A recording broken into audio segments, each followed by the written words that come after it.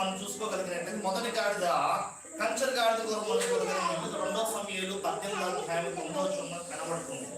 అదేవిధంగా మరి అడవి గాడిద కోసం మనం చూసుకోగలిగినట్లయితే అడవి గాడిద ఎక్కడ ఉంటుందో తెలుసా? అరణ్యంలో ఉంటుంది. అరణ్యమే దాని నివాస స్థలము. అరణ్యంలోనే తింటూ అరణ్యంలో బ్రతుకుతుంది. దాన్ని ఎవరైనా మరి దారి చూపించి దాన్ని తీసుకొచ్చి నిలబెట్టేవాడు ఎవరు కూడా లేడు ఈ రోజుల్లో.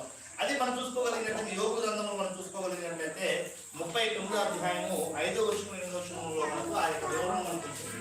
మూడోదిగా చూసుకోవాలంటే కట్టబడిన గాడిద. ఓకేనా? ఏ గాడిద అనేది మూడో గాడిద? కట్టబడిన గాడిద. సో ఈ యొక్క రెండు మాటలు మనం చూసుకుంటే మొదటి యొక్క నేను కన్క్లూజన్ మీకు ఇస్తాను. ఏంటి అని అంటే కంచర గాడిద ఎలాగా తెలిసిందో తెలుసా మీకు?